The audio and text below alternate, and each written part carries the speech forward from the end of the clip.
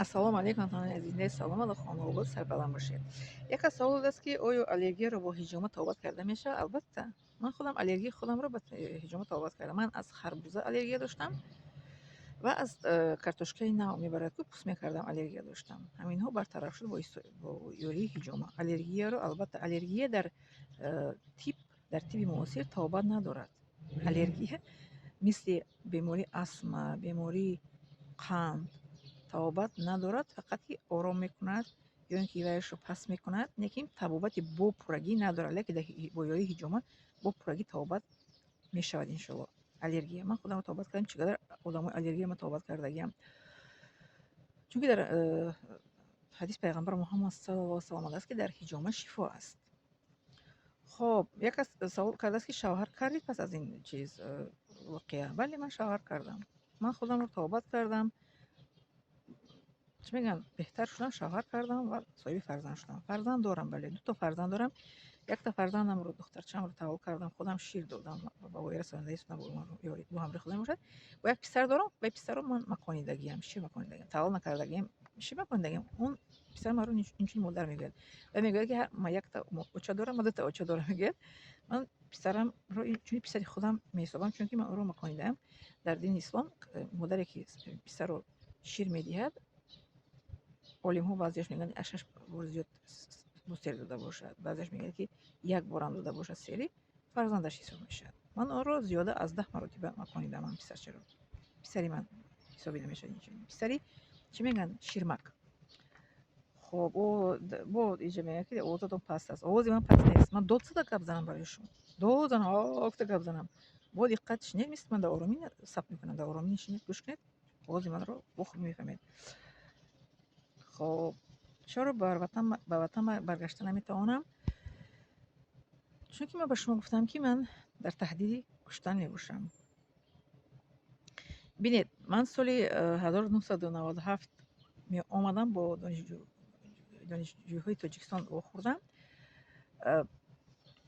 بعد در دانشجوی در مدرسه اسلامی، بعد سال 1998 اومدم، ما رو اجازه ندادن، ما رو پیش کردن در مدرسه. گفتن شما اجازه نداری با دانشجوها با خالی کنید.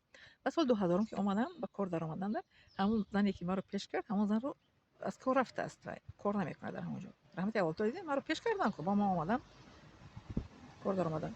ما رو چگونه پیش کردن؟ گفتن که نزدیکی اومدیم، گفتم با نزدیک فلان آدم، با نزدیک فلان آدم اومدگی رفته ها انا بیرون انتظار شوید. من که خیلی پیش نکرده، با سخن گفت که رفته اونجا انتظار شوید، در کابینت نه. پس من سال 2000 اومدم با کار در اومدم، لیکن سال 2000 با ما رو 2000 کار کردم. بعد بر اومدم از دانشگاه. ما رو با بعضی بدبینی کردن. مثلا که چه بدبینی کردن؟ اگر با کسی اگر در کار باشد بیاید و بدبینیشون رو می‌نویسم، با شما ویدیو میکنم، نوار میکنم چگونه من از مدرسه از کار بر اومدم. خب 2022 با وطن برگشتم. فکر کردم که پس از همین کووید و 4 سال من در غریبی بودم، آدم ها با من معامله دیگر میکنن، مثل نزدیکانم. نه، معامله دیگر رو ندیدم، فقط از بدبینی، دشمنی و حسدبری و بخیلی. سال 2025 بار رفتم با وطن. 3 مراتب من. یک بار اومدم در سودان خواندم، مثل سال 93 تا 2007 اومدم وطن بودم، رفتم با وطن همینه. 7 سال در وطن بودم، 93 تا 2000. 7 سال نبودم، 2 سال در مسکو بودم، 5 سال در تحصیل کردم. آمدم به خاطر پدر و مادر. از هجرت چی میگن، با نیت علم کردم. دوی مرتبه از وطن برآمدم 2018. 2022 مرتبه برگشته رفتم. یگان دیگر گونه ندیدم. من فکر کردم مرا یاد کردم، مرا مثلا که مشتاق من شدن. نه، بجز پدر و مادر کو یگان کس فرزند رو در وطن مشتاق نمیشود، اشتیاق نمیکند، یاد نمیکند. این رو من از تجربه خودم میگم. بجز از پدر و مادر. من سال 2000 اومدم، پدر و مادر من رو پیشواز گرفتن و تا 2014 بودم در وطن.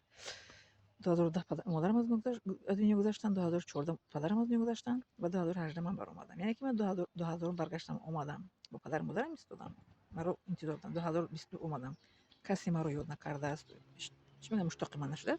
2025 رفتم، اینجوری همین بود. برعکس 2025 من رو پس از برگشتنم مرا چی کردن؟ تهدید به قتل کردن.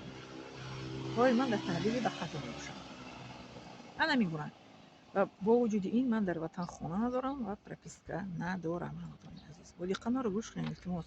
من یکمش که تهدید به جان خود دارم، یکمش دیمش که اگر تهدیدم نداشته باشم با وطن برگشته می باشم، نه جای زیست دارم نه پرپیسکا دارم. حتی خواستم که خانه اجاره گیرم، حتی خانه اجاره هم قدر قیمت است که من شرایطی ندارم که اجاره گیرم و در وطن زندگی کنم. دیدید چه است معما نه همین گونه ندارم.